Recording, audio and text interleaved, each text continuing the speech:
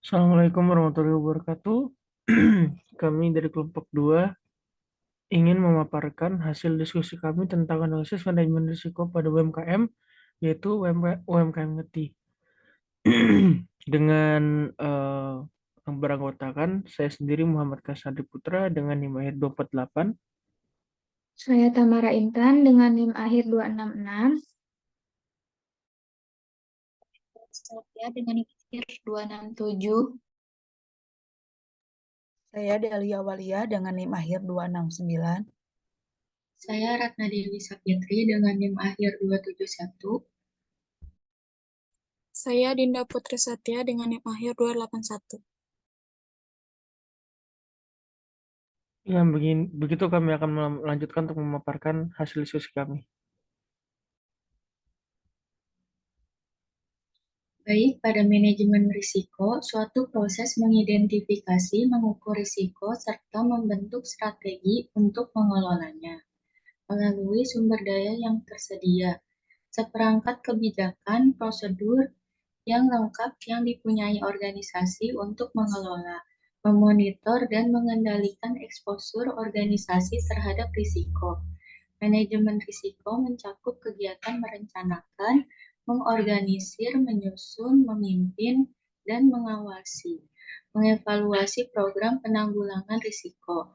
Selanjutnya akan dipaparkan oleh teman saya.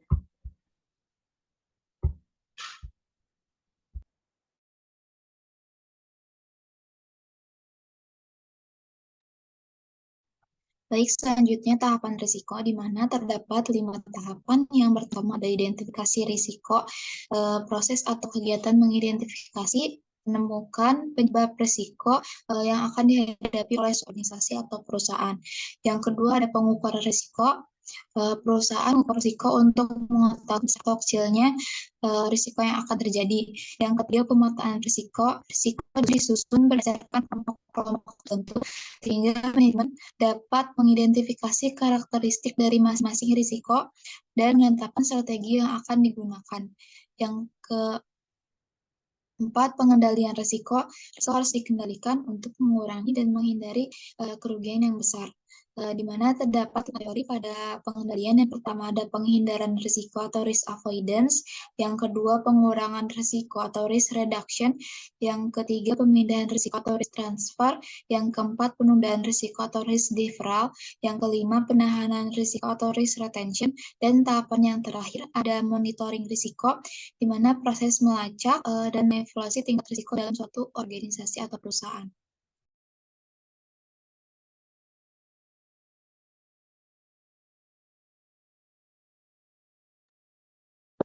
Baik, di sini saya akan menjelaskan mengenai profil UMKM ini. Jadi, nama usahanya yaitu Ngeti. Nama usaha ini Ngeti karena awalnya ini Bu Nunung ini berjualan teh poci. Karena prospek penjualannya cukup menguntungkan, jadi Bu Nunung mencoba dengan membuat merek sendiri dan juga ada tambahan variasi dalam berjualannya. Maka jadilah merek Ngeti ini. Untuk bidang usahanya termasuk ke dalam makanan dan minuman. Untuk alamat usahanya berada di Jalan Cibogo, nomor 22/46, Leuwi Gajah, Kecamatan Cimahi Selatan, Kota Cimahi. Usaha ini didirikan pada tahun 2023 dan produk yang dijualnya yaitu ada aneka minuman teh, es krim, roti bakar, roti kukus, dan sosis bakar.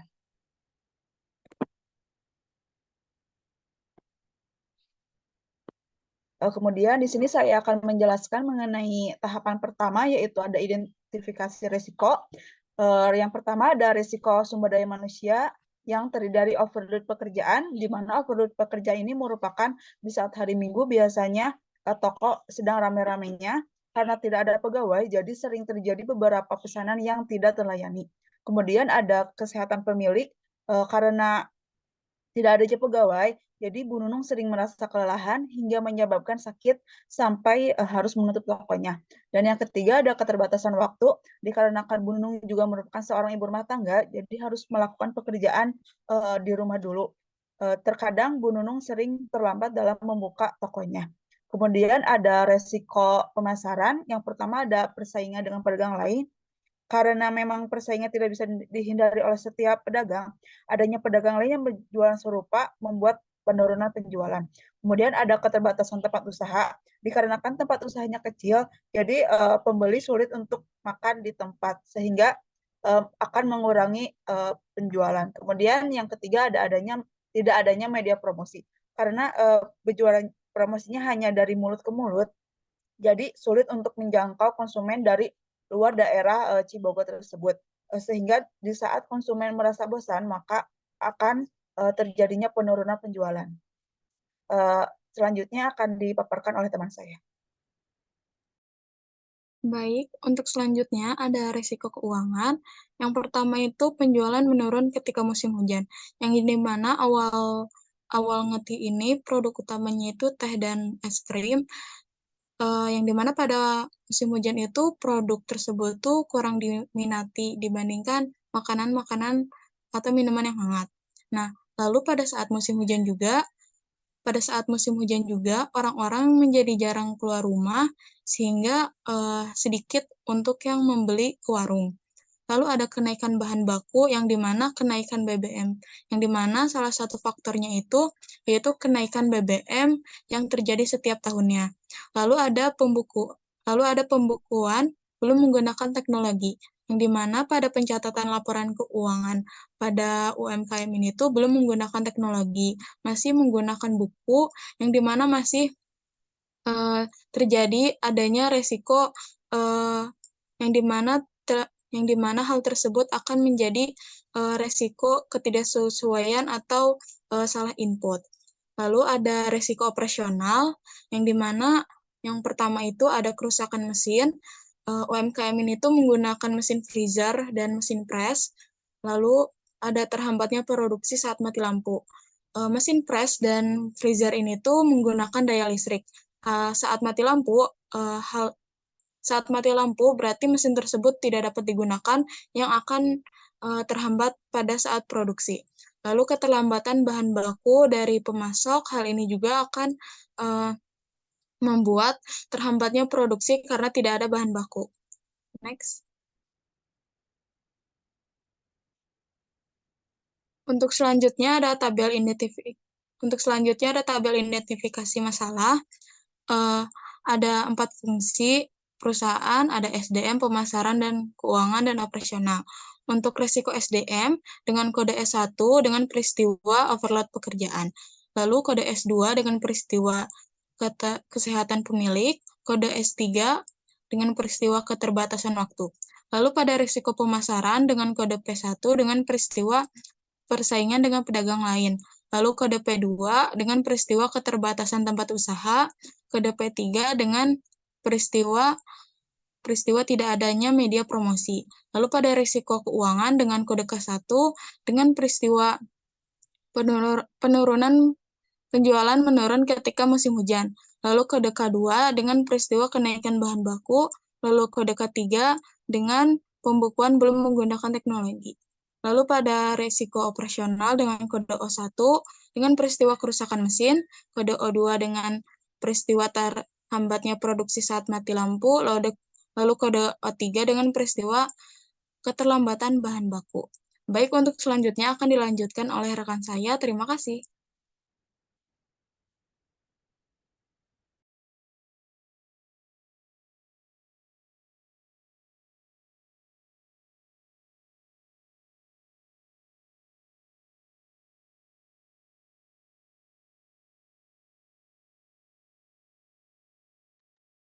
Next.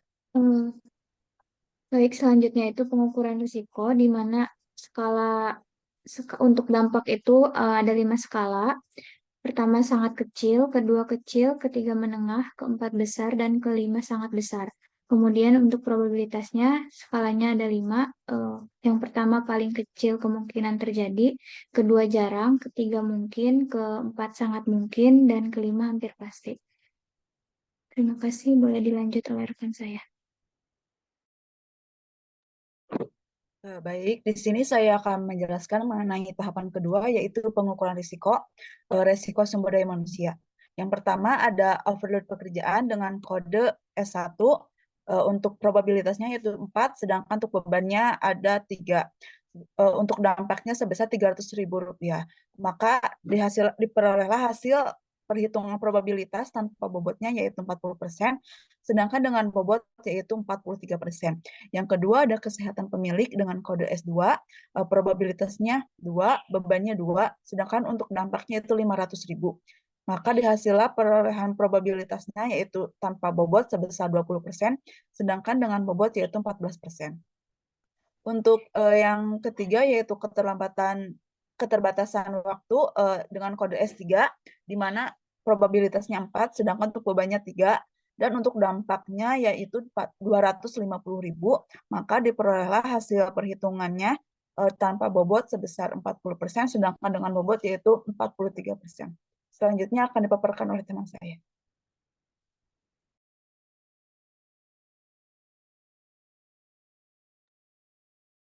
Baik, di sini saya akan menjelaskan pengukuran risiko dari risiko pemasaran, di mana terdapat 3 risiko. Yang pertama ada persaingan dengan pedagang lain dengan kode P1, probabilitas 2 dengan bobot 2, dan dampak 500 dengan perhitungan dan bobot 25 dengan bobot 22%. Risiko yang kedua keterbatasan usaha dengan kode P2, probabilitas 2, bobot 1, dan dampak 150.000 dengan perhitungan tanpa bobot 25% dengan bobot 11%. Dan risiko yang terakhir, tidak adanya media promosi dengan kode P3, probabilitas 4, bobot 3, dan dampak 100.000 dengan perhitungan tanpa bobot 50% dengan bobot 67%. Terima kasih. Selanjutnya akan dijelaskan oleh rekan saya.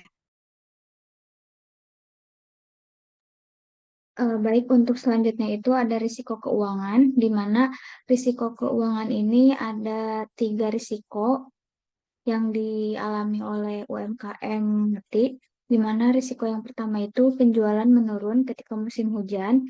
Kami beri dengan kode K1.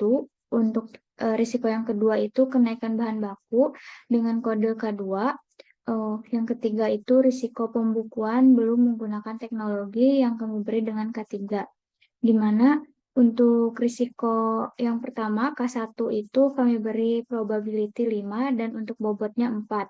Kemudian dampak atau tingkat kerugiannya itu mencapai hingga 850.000. Untuk perhitungannya sendiri yaitu yang tanpa bobot diperoleh 50% dan dengan bobot diperoleh 53%. Untuk risiko kedua atau K2, kami beri untuk probability 2 dan untuk bobotnya 3, dampak yang diperoleh mencapai hingga Rp450.000. Kemudian untuk perhitungannya sendiri yang tanpa bobot diperoleh 20% dan dengan bobot diperoleh 16%.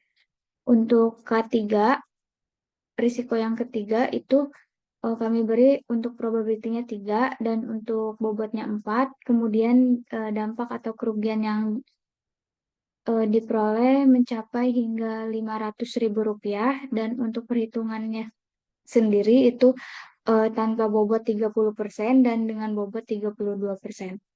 Baik, selanjutnya akan dipaparkan oleh teman saya.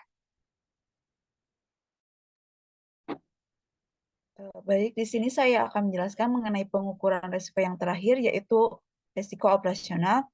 Yang pertama ada kerusakan mesin dengan kode O1, probabilitasnya 1, sedangkan bebannya 2, dampaknya sebesar Rp1.000.000 dengan menghasilkan probabilitas tanpa bobot yaitu 12,5%, sedangkan dengan bobot yaitu 11%. Yang kedua ada keterlambatan produksi saat mati lampu dengan kode O2, probabilitasnya yaitu 4 dan bebannya 3, sedangkan untuk dampaknya yaitu Rp400.000. Maka diperoleh hasil probabilitasnya tanpa bobot yaitu 50%, sedangkan dengan bobot yaitu 44%. Untuk yang ketiga yaitu keterlambatan bahan baku dengan kode O3 dengan probabilitasnya 3, bebannya 4, dan memiliki dampak sebesar Rp150.000, maka diperolehlah hasil probabilitas tanpa bobotnya yaitu 38%, sedangkan dengan bobotnya yaitu 44%. Selanjutnya akan dipaparkan oleh teman saya.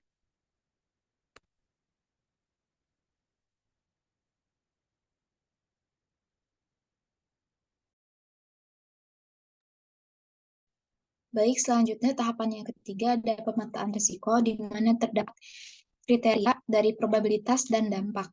Yang pertama, sangat mungkin kemungkinan terjadi dengan probabilitas 20%, yang kedua jauh dengan probabilitas 40%, yang ketiga mungkin dengan probabilitas 60%, sangat mungkin dengan probabilitas 80%, hampir pasti dengan probabilitas 100%. Selanjutnya, kriteria untuk dampak. Yang pertama, rendah dari 200.000, yang kedua rendah 201.000 sampai 400.000, yang ketiga sedang 401.000 sampai 600.000, yang keempat tinggi 601.000 sampai 800.000, dan yang terakhir sangat tinggi 801.000 sampai 1 juta. Terima kasih, selanjutnya akan dijelaskan oleh rekan saya.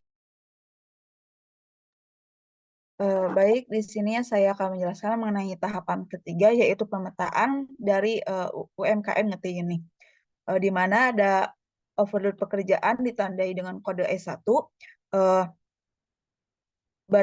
dengan probabilitas 43% dan dampaknya Rp300.000 berada di kuadran 3, yaitu resiko yang terjadi secara rutin. Kemudian ada kesehatan pemilik dengan kode S2 dengan probabilitasnya 14% dan dampaknya itu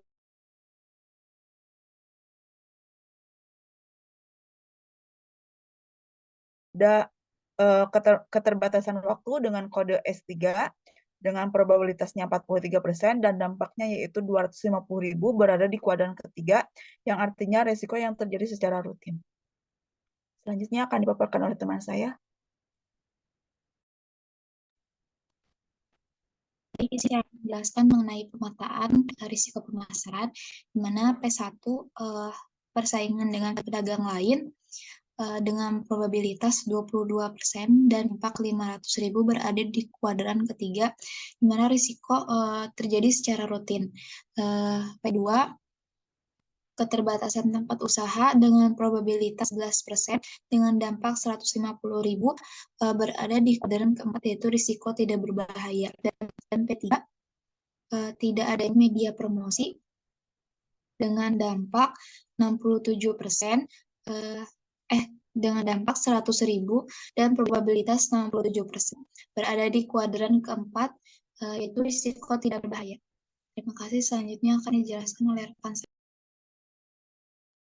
Baik, selanjutnya itu pemetaan untuk risiko keuangan, di mana yang pertama itu penjualan menurun karena musim hujan dengan kode K1, di mana K1 ini dengan tingkat probability sebesar 53% dengan tingkat kerugiannya itu mencapai hingga 850.000 dan berada di kuadran kedua, di mana kuadran kedua ini yaitu risiko berbahaya tapi jarang terjadi. Kemudian untuk risiko keuangan yang kedua atau kenaikan bahan baku yang kami beri dengan K2 dengan tingkat probability-nya sebesar 16%.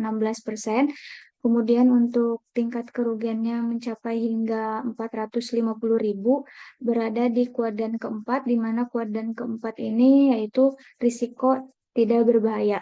Kemudian untuk risiko yang ketiga yaitu pembukuannya masih belum menggunakan teknologi, di mana tingkat probability-nya sebesar 32%, untuk tingkat kerugiannya mencapai hingga 500.000 dan berada di kuadran ketiga, di mana kuadran ketiga ini yaitu risiko terjadi secara rutin. Dan untuk risiko yang keempat yaitu risiko operasional, di mana untuk operasional ini yaitu kerusakan mesin atau dengan kode O1 dengan tingkat probability-nya sebesar 11% dengan dampak kerugiannya mencapai hingga 1 juta, kemudian berada di kuadran 4, di mana kuadran 4 ini kuadran risiko yang tidak berbahaya. Kemudian untuk risiko operasi yang kedua yaitu terhambatnya produksi saat mati lampu, di mana dengan tingkat probability-nya sebesar 44% dan tingkat kerugiannya mencapai hingga Rp400.000. berada di kuadran kedua, di mana kuadran kedua ini risiko berbahaya tapi jarang terjadi. Kemudian untuk risiko operasional yang ketiga yaitu atau kode dengan O3 dengan tingkat probability-nya sebesar 44% dan tingkat kerugiannya mencapai Rp150.000 dan berada di kuadran keempat, di mana kuadran 4 ini risiko yang tidak berbahaya. Baik, terima kasih dari saya. Saya lanjutkan kepada teman saya. Terima kasih.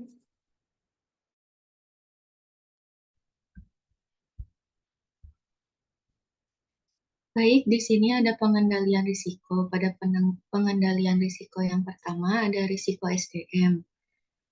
Nomor 1 ada risiko overload pekerjaan. Kodenya S1. Untuk teknik pengendalian risikonya risk reduction. Penanganan atau solusi dengan cara UMKM ini sebaiknya mengambil langkah-langkah untuk mengurangi beban kerja yang berlebihan dengan mengelola beban kerja dengan memprioritaskan tugas-tugas yang penting dan mendesain ulang proses kerja agar lebih efisien. Dengan mengalokasikan sumber daya yang memadai, seperti penambahan tenaga kerja untuk mengurangi beban kerja yang berlebihan. Yang kedua ada kesehatan pemilih. Kodenya S2, teknik pengendalian risiko, risk reduction, dan risk transfer.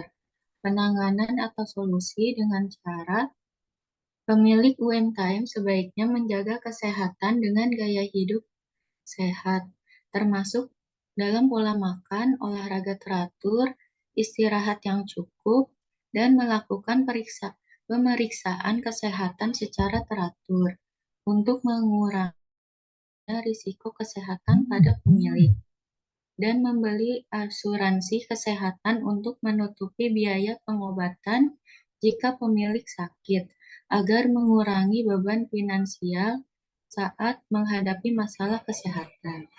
Yang ketiga ada risiko keterbatasan waktu.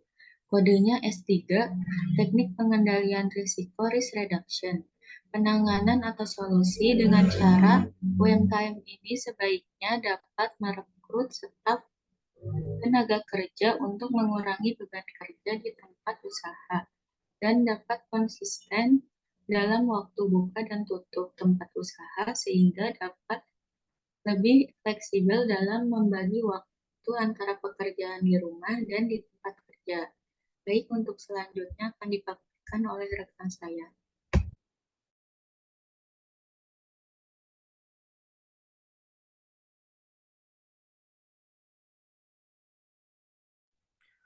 Lalu berikutnya ada pengendalian risiko, bagian risiko pemasaran, yaitu dengan risiko pertama, persaingan dengan pedagang lain dengan kode P1, dan teknik pengendalian risikonya yaitu risk reduction. Untuk penanganannya, UMKM dapat mengembangkan produk atau layanan yang lebih unik atau canggih yang membuat perbedaan dengan para pesaing. Lalu yang kedua, keterbatasan tempat usaha dengan kode P2. Teknik pengendalian risikonya ialah risk reduction dengan penanganan dan solusi, yaitu UMKM dapat melakukan optimasi tata letak dan memaksimalkan penggunaan ruang. Lalu, dengan peningkatan fasilitas yang ada di dalam maupun di luar area. Lalu, di bagian ketiga, tidak adanya media promosi dengan kode P3, teknik pengendalian risiko risk control dengan penanganan ataupun solusi yang dilakukan ialah UMKM dapat memulai expand promotion ke dalam media internet maupun media sosial agar dapat menjangkau banyak orang untuk menjadi customer dan meraih banyak atensi calon-calon customer. Terima kasih.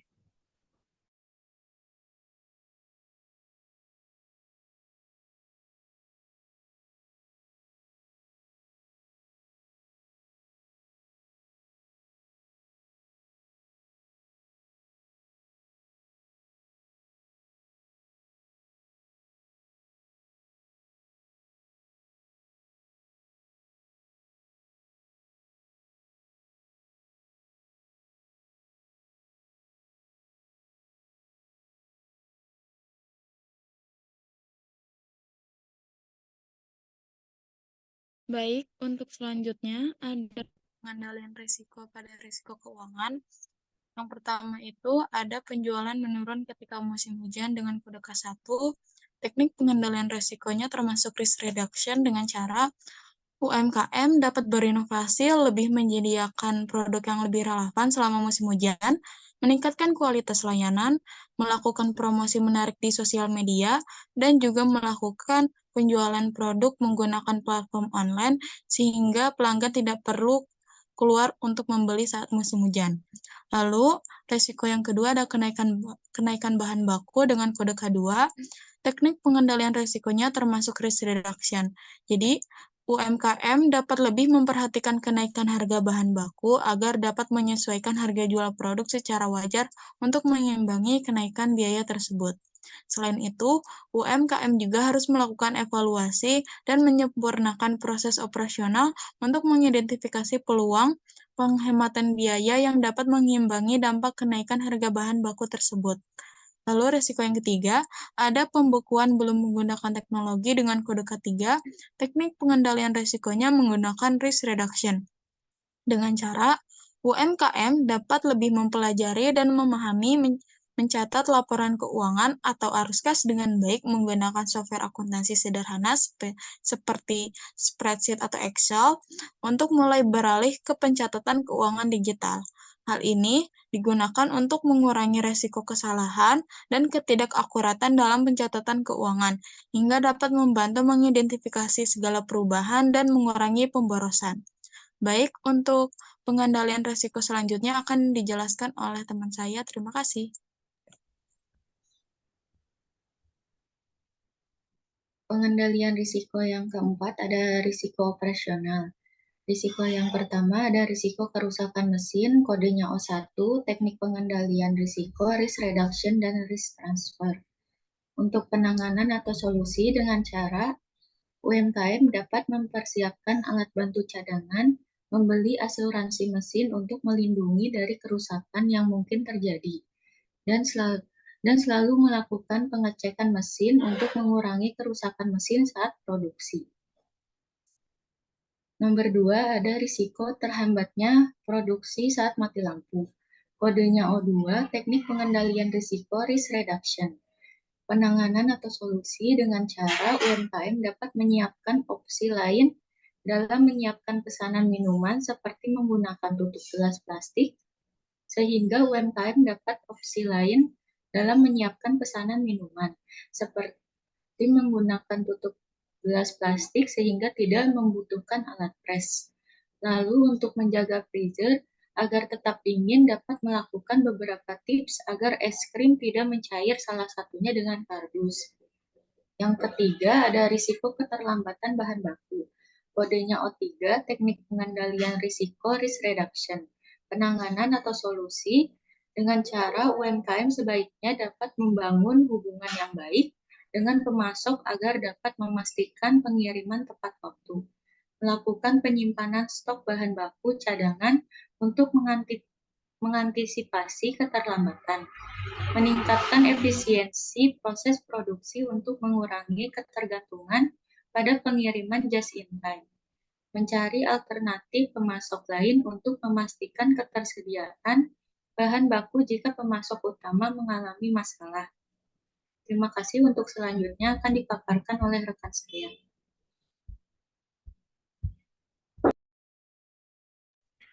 Baik, berikutnya ada monitoring risiko pada UMKM ngerti. Tipe monitoring yang digunakan pada UMKM ngerti adalah tipe voluntary dan kontinual. Tipe voluntary, strategi pemantauan risiko ini tidak diwajibkan oleh hukum, tetapi dilakukan oleh perusahaan untuk membantu mereka belajar dari peristiwa yang sudah terjadi. Lalu ada tipe kontinual, yaitu pemantauan risiko berlanjut terhadap proses keberlangsungan kegiatan UMKM sehingga dapat diketahui risiko-risiko yang terjadi atau risiko yang berpotensi terjadi. Dengan demikian, tipe monitoring di atas, voluntary dan kontinual, yang dilakukan pada UMKM ngerti yaitu dengan mengetahui apakah semua risiko tersebut sudah dapat ditangani atau belum.